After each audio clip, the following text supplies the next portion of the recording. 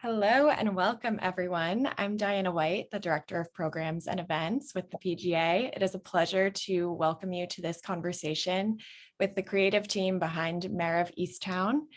Please join me in welcoming our panelists, Executive Producer and Lead Actress Kate Winslet, Executive Producer and Writer Brad Ingelsby, Executive Producer Mark Roybal, and Executive Producer and Director Craig Zobel. Before we get started, on behalf of the PGA, I would just like to thank HBO for making this panel possible today. And finally, I am pleased to welcome and introduce our moderator, Meredith Blake, who is the entertainment writer with LA Times. Meredith, take it away. Hi, everybody. It's so nice to see you all, even if it's in little Zoom boxes.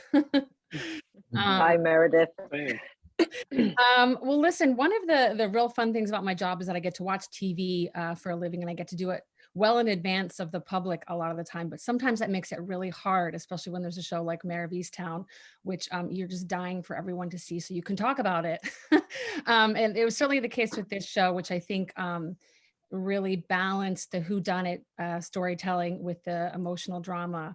And I think that's what viewers really responded to. So I guess the place that I would start, Brad, is tell me a little bit about which part of that formula came first for you. Was it the whodunit? Was it somebody killed Aaron? Or was it this family drama about these women all living together and dealing with, really trauma?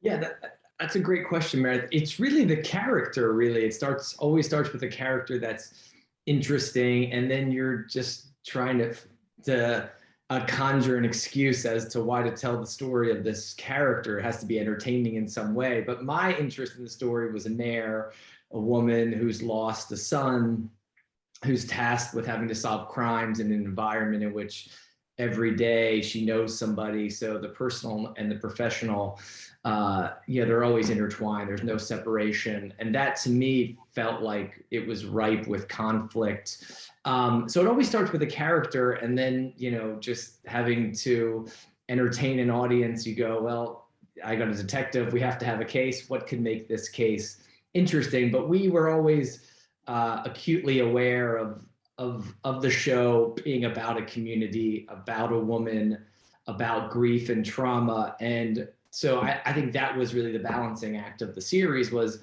how do we maintain the integrity of the drama that we care so much about, which is Mare's life, her inner life, her trauma, her grief, her regret, and still entertain the audience. And that was really the balancing act that we were always trying to achieve in the show. But yeah, it always starts with a character whenever I'm trying to actually write something. Mm-hmm.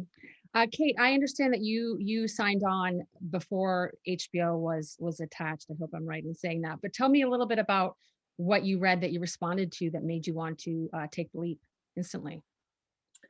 Look, there are times as an actor when you read a script and you are just another audience member.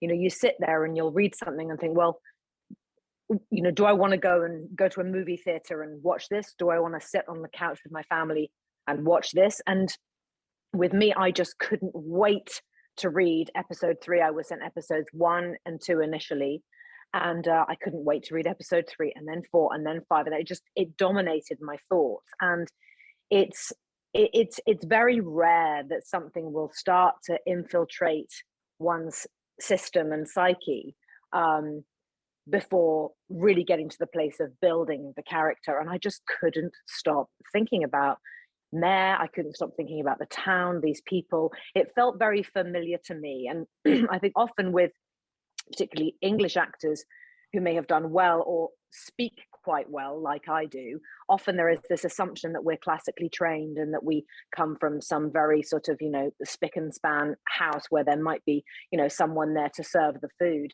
And actually that's not my life at all. I come from a very working class background where money was always extremely tight. My father was an actor, but he was much more a Christmas tree seller and a tarmac road layer and a postman than he was ever an actor. So I grew up in a town that was not dissimilar to the town of EastTown, that sense of community and that sense of just knowing everyone else's business just a little bit too much.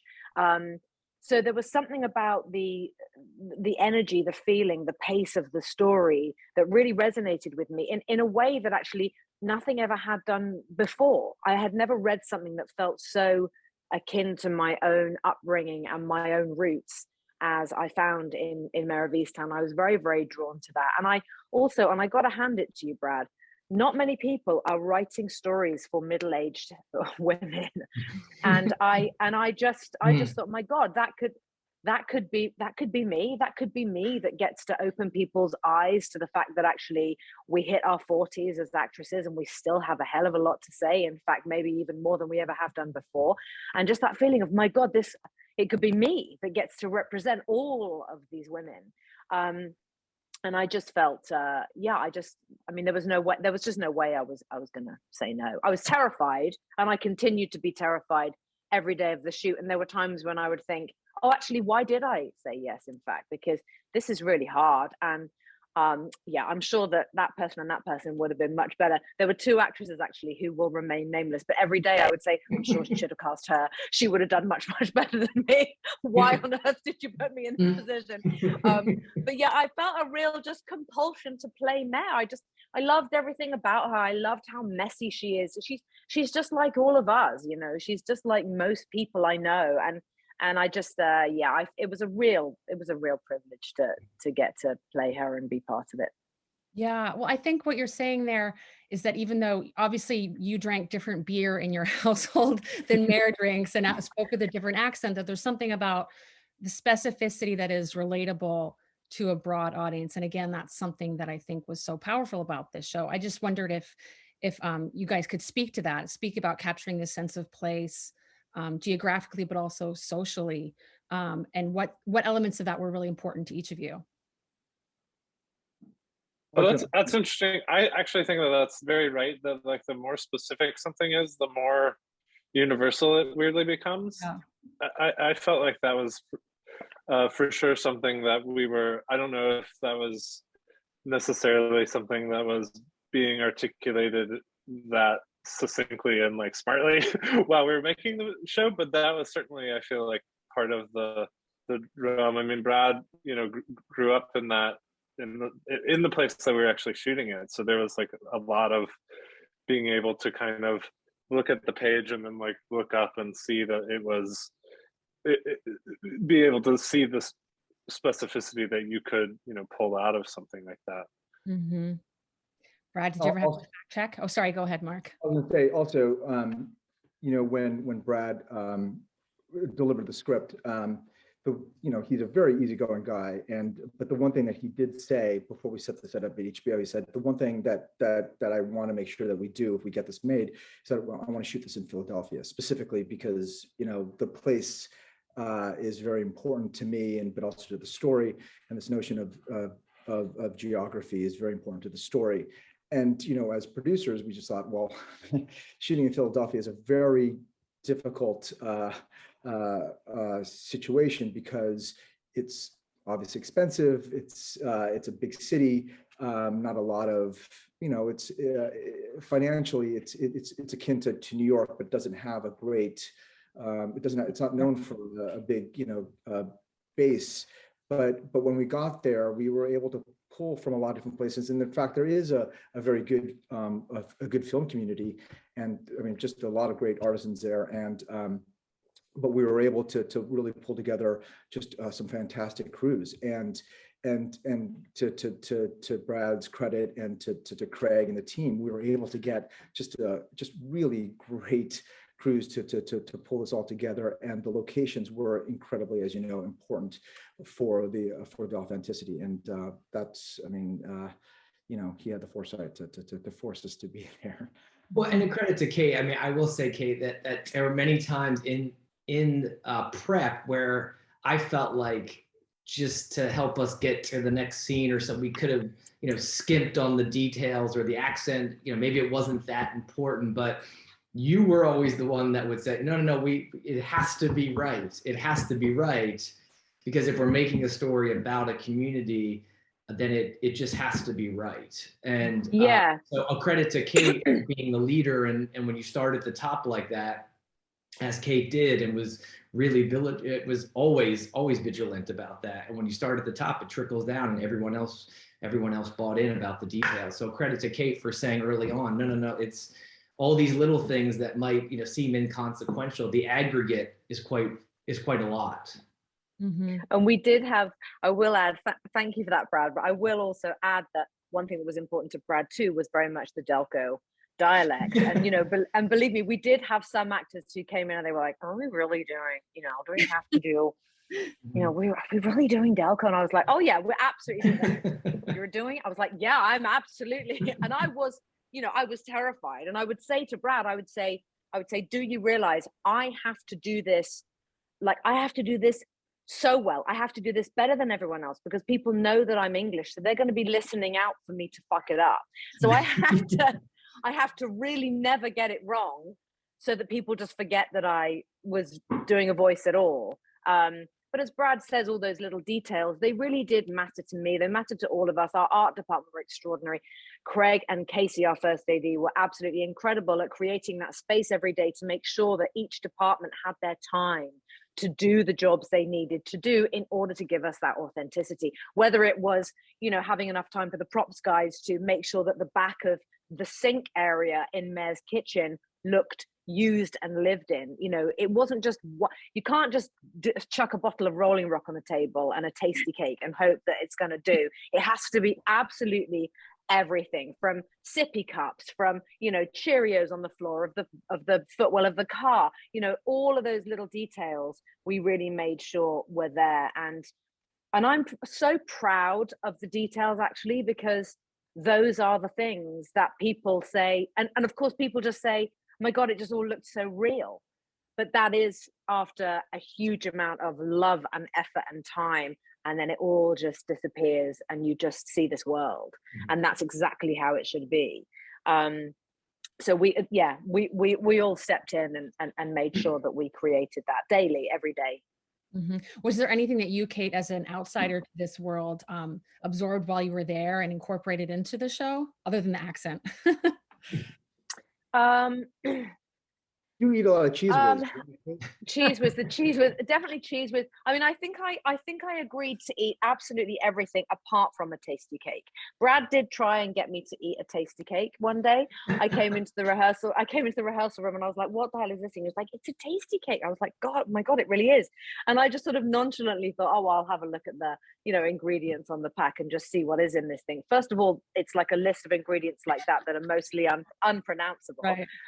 And secondly, it had some crazily high sugar content of, it's like 86% sugar, something that just, that I might have done that in my youth, but I'm not sure I would do that to myself now. But were there any things that really surprised me? I think how people, it's not just the dialect. That's one thing I will say. It isn't just the, the O sound, and it isn't any of those specific things. It's more the way that in Delco, people really will smush words together in ways that other parts of America don't necessarily do quite as much. And for me, it was that made this so characteristically Delco. Actually, it was that sort of the rhythm behind the speech patterns was very, very different.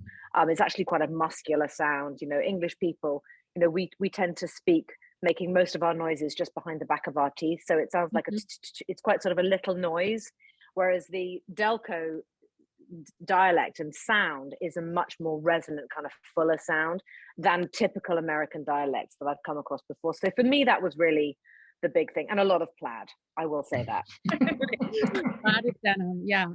I'm glad you brought up the chips, because you do a lot of sort of comedic eating in this show, despite it being a very serious drama. There's a lot of very funny. And people would say, I would hear, people would come back from big production meetings and they would say there was a lot of conversation about the food. And they would say, someone would chime in, is Kate really happy eating all of this junk? And I'd be like, yes. But not the tasty cakes. I drew the line at tasty cakes, but everything else I was down for. Yeah. Could you guys talk a little bit about sort of the balance between, you obviously had to keep the suspense going from week to week, keep the twist going in the plot. But at the same time, you can't lose the faith of the audience, right? Because you really need it to be emotionally authentic. And that's a really tricky balancing act. I'm just curious about how you kept, what those conversations were like, and how I'm sure it was ongoing from start to finish in the editing room and beyond. But just tell me a little bit about that. Yeah, I mean, I think that, to a degree, it was, a lot of stuff did happen in the edit room. I also think that we did a lot on set. We would, Kate and I would look at each other and say, like, should we shoot it should we shoot this the kind of more detective-y way too? Like, just so that we had ways to kind of go back and forth in between what were two real kind of different worlds, and the sense of like the inner life of this woman and what was truly like a family drama, and then a detective story. It was like, in the edit room, I feel like, I mean, you guys correct me if you feel different, but I always felt like there was a certain time where you would kind of, in watching it, start to feel like, oh, we need to get back to the detective story. We need to like serve that beast for a second. And we did do a lot, I think, in the shooting of it, where we had the option to kind of ramp that up or down, because we had the options a lot often. So it was a matter of having enough kind of options in stuff. Yeah. Yeah, and also because there is so much of the show that is very painful to experience as actors, but for the audience, we were consistently remembering the brevity, yeah. Which Brad had very, very cleverly laced through the story. And sometimes Craig would almost be like the brevity barometer. He would say, "I'm sad, do something funny."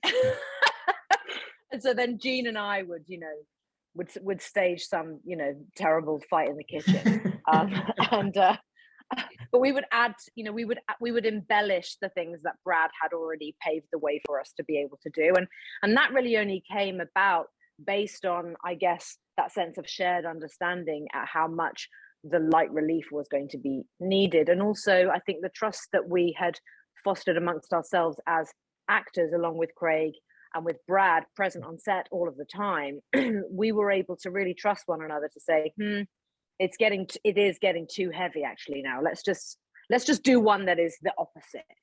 And so we were good, as Craig says, like just always making sure that we did have a variety of tonal options in our back pocket.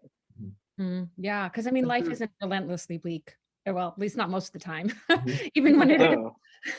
And I feel like you will go with a character having a hard time if they've made you laugh before. I feel like that does, like, in a big way, like, kind of endear you.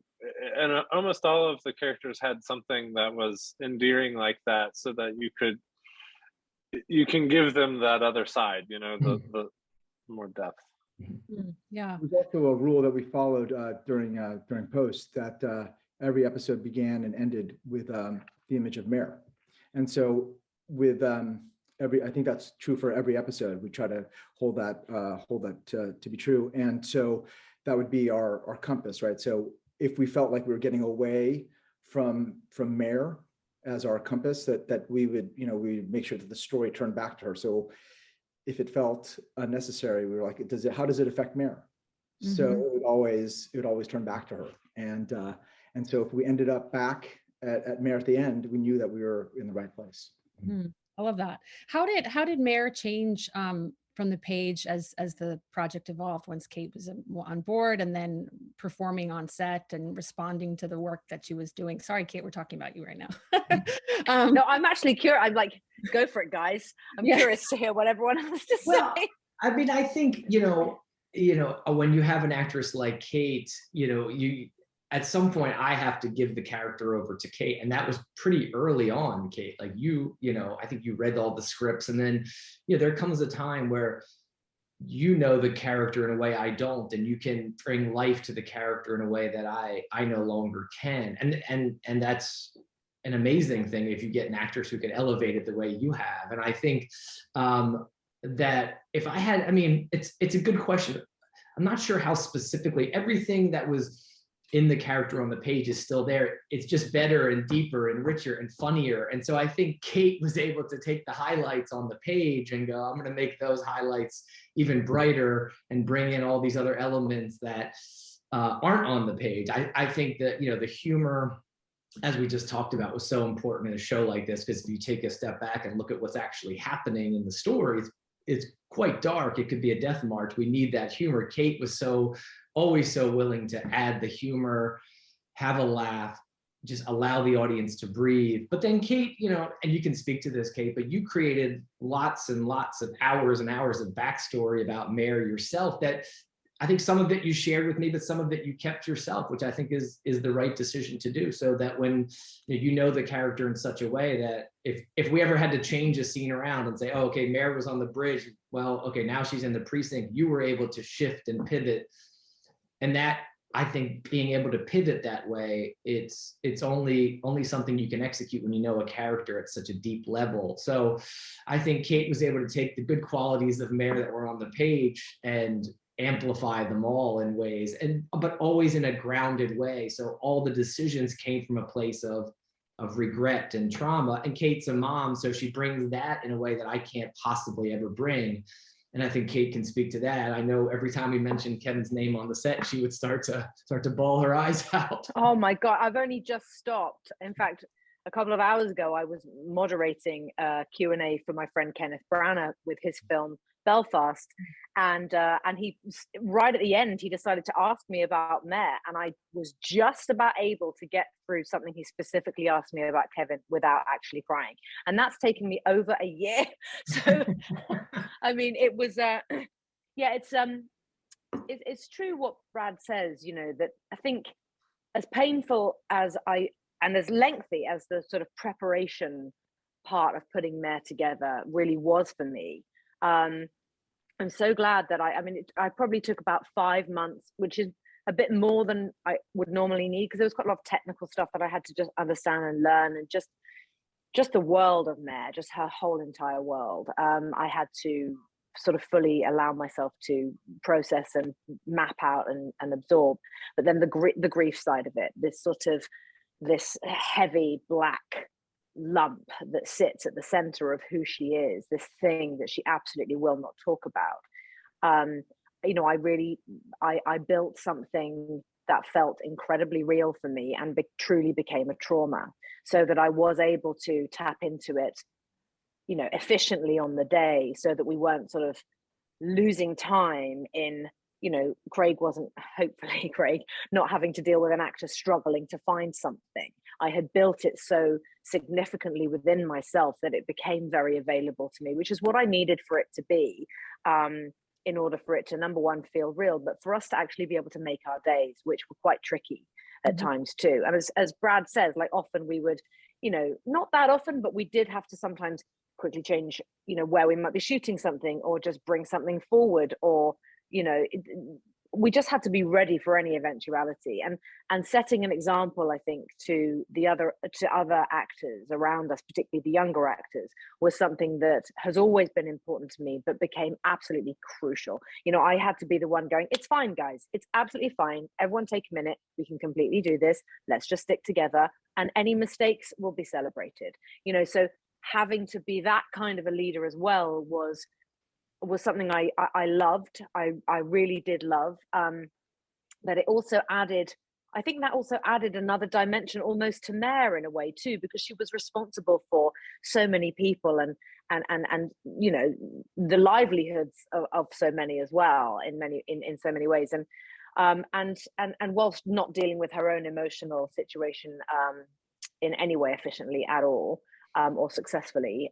So the process of making Mare contributed to who the character actually became, and that was very interesting. I couldn't have particularly anticipated that would happen. And Craig and I stuck together really a lot, didn't we? Particularly when we came back after COVID, that sense of, oh my God, we have to really look after each other.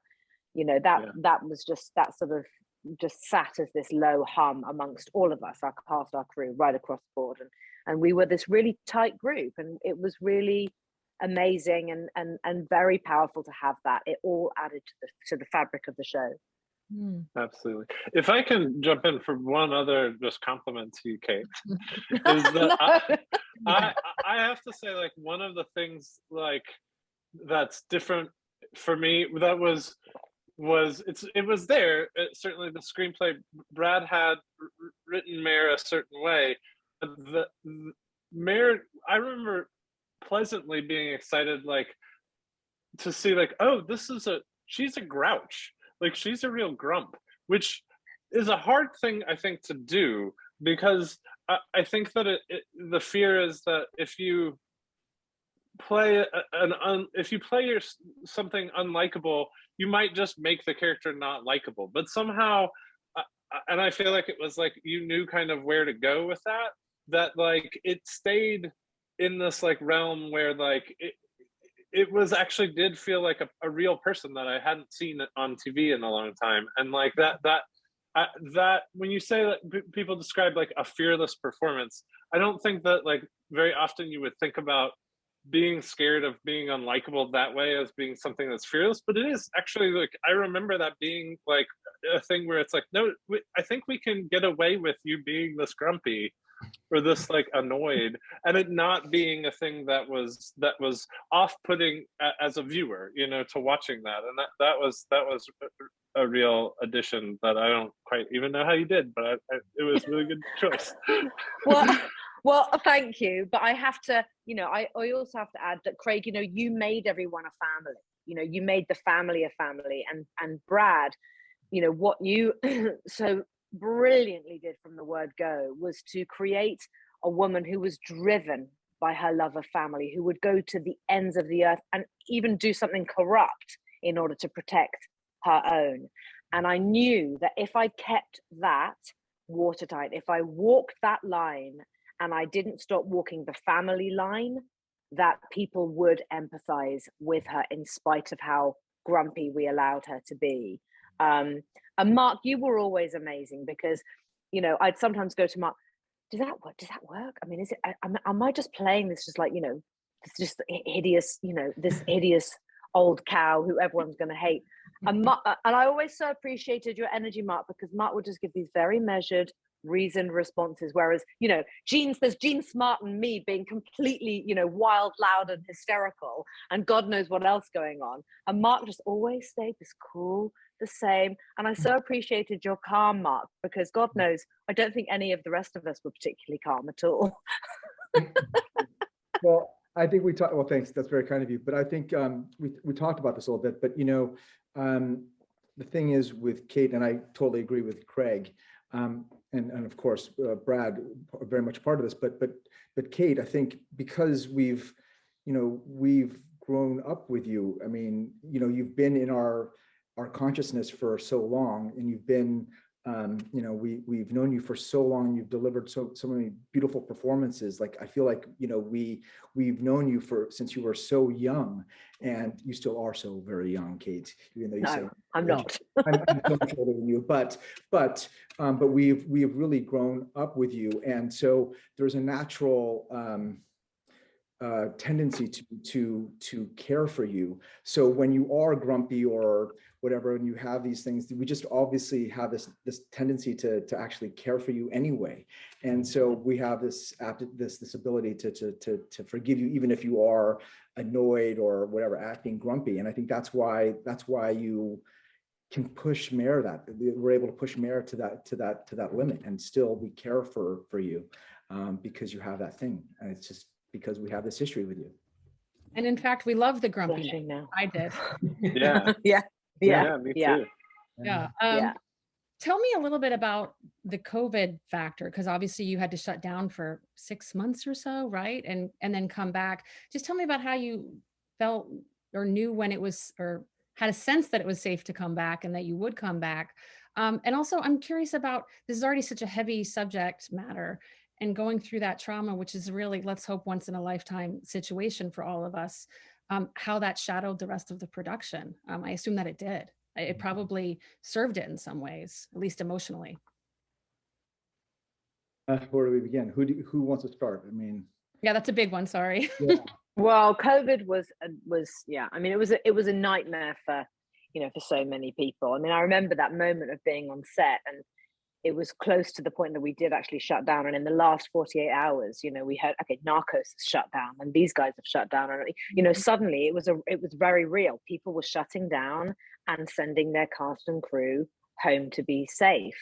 And so that sort of speculation of, oh my God, what's going to happen? We can't stop now. We only had something like, you know, I think 8 weeks left out of our entire, you know, almost 6-month shoot at the point that COVID hit. But it was, I mean, for the actors, it was, I mean, I can't speak for everybody, but for certainly myself, Jean Smart and Gary Rice, and for Julianne Nicholson, and also for Cameron Mann, who plays young Ryan. It was very, very difficult for us because we still had the interrogation scenes with Ryan to come. There were a lot of, you know, big punchy pieces that we hadn't touched yet, and we had to hang on to these characters. We had to keep that story alive in ourselves, and that was quite stressful. Actually, I found that really rough. And then we became obsessively concerned about, my God, well, Cameron, who was already quite a tall kid for his age, was going to grow, and he grew like about 2.5 inches. And his voice, it's really interesting because all the scenes that happen in the run up to the moment that we get him into the interrogation room, all the scenes that just happened prior to were pre-COVID. And then in fact, I can go so far as to tell you that the scene where Mayor goes and sees him at school and he runs away, that scene and the scene when he's sitting down in the interrogation room were filmed 1 whole year apart. Oh my God. 1 whole year apart. And that was crazy. And I remember saying to Craig, oh my God, we have to like, this was in the middle of COVID, we have to get Cameron to go into a recording studio somewhere and just record all the lines because his voice might change. And actually it had changed enough that no one would really notice, but enough that we were like, oh my God, thank God we're doing this now. Thank God we're getting it now. We did actually, I think, in sound adjusted a little bit to try to try to bring hide. it. Yeah. The level really did change considerably, but you know, there's this thing that happens when you are, you know, crazy enough to be in the film and television industry, and you just kind of sign up to know that any shit can get flung at you, and you can cope with it. And listen, I did Titanic, so I am from the school of we can cope. And so whilst it was definitely very, very extreme in terms of, you know, just mentally keeping the show alive within ourselves, you know, that's again that sense of just, we got to stick together, and that sticking together helped. I mean, we had a really amazing cast and crew. You hear actors say that all the time, but it's really true. These people were exceptional. They were absolutely exceptional at their jobs. They were exceptional human beings. They were kind, they were good, they were diligent, they were hardworking, and they were a team. And if were it not for the willingness of the crew to return to our show, they could have gone off and done other things, and not everyone was able to come back to us. But I would say, like 85% of our original crew did come back. That's amazing. You know, they didn't have to do that, but they did. And so that was a really big deal, you know. Anyway, I took up a lot of airtime there. No, not at all. It was a very big deal because we were, just to remind ourselves, you know, we were one of the first to actually go back into production. So we were almost, and the industry was looking at us, and we were one of the first to actually be accepted by the guilds for our protocols. And so for our team, our department heads and all of the crew to come back, you know, they were scared, and they didn't know what they were stepping into. You know, they thought it was almost a life or death situation, to be honest. I mean, not to be overly. There wasn't a vaccine or anything. I mean, yeah. And so, you know, and we didn't know what we were doing, and we are all just kind of holding each other by the elbows and just trying to jump in together. And, you know, we had, we took on somebody, Betsy, who was our protocol supervisor. She'd never worked on a film set. And she just kind of told us, this is what we got to do to be safe. And, you know, HBO, thankfully, just helped us with all the resources, and we were talking to everybody. And eventually Betsy became the Time Warner protocol executive for all of Time Warner. But the industry was looking at our production as we jumped in, and our team got us through production. We didn't shoot. That's an interesting thing to say. Like, you're right, Mark, because we did choose. I think a lot of people made you made the choice to try to educate the AD department about like environmental safety hazards, or as producers, you chose to like find an environmental like safety person and educate them about them. We chose that version, to like teach that person how to do the movie business, which yeah, like in retrospect, I feel really like glad that we did. Yeah, absolutely. It was also, we went back at a time where it slightly felt like things might not go back for even longer, and that it became a thing that it felt like important to like show people that we could still make something, and that like to like help kind of the just the morale of like people in the film industry in a weird way, to be like, we can still do this, we can figure this out. I mean, we had to, because like Kate said, you know, cameraman was like growing older by the day, but I do think it was also just important in the sense of like that at some point, yeah, to just show we could do it. I also have to say, like, because this is a PGA panel, one thing that does resonate for me is that, you know, we started the show shooting 12-hour days, like most shows do. And then when we went back at 10-hour days. And I do think that we mostly got the same amount of work done. It was pretty interesting to kind of have that experience. It did add days to the overall schedule, but not as many as you would think.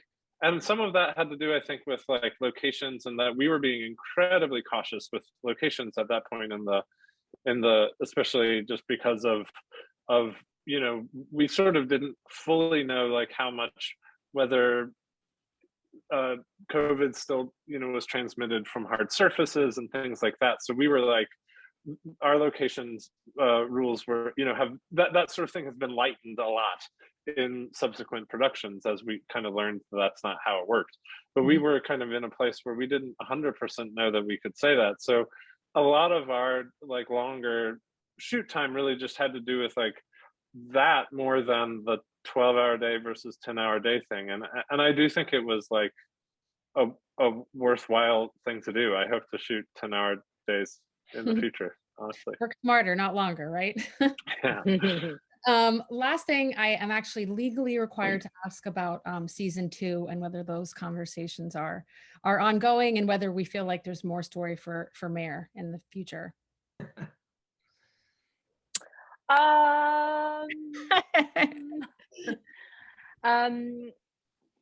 It's an ongoing. I think the safest thing to say is that it is an ongoing conversation, and the door has not been closed. Okay. That's a good way to put it. If we could come up with a story that we're all really, really happy with, that we think will satisfy, you know, Mayor's character, then, as Kate said, I think we'd have the door open. What that story is, I don't know. We'll have to come up with it. Okay. Yeah. All right. Well, thank you all so much. Leaving guessing. Always leaving guessing. Always leaving guessing. It's good. Cliffhangers, right? Well, thank you. I could talk for, you know, 7 more hours, but I'll spare you that. Thanks, Meredith. Thank you, Meredith. Thank you so much. Thank you so much. Have a good day, everyone. Great. Thank you. Bye. Bye. New Year.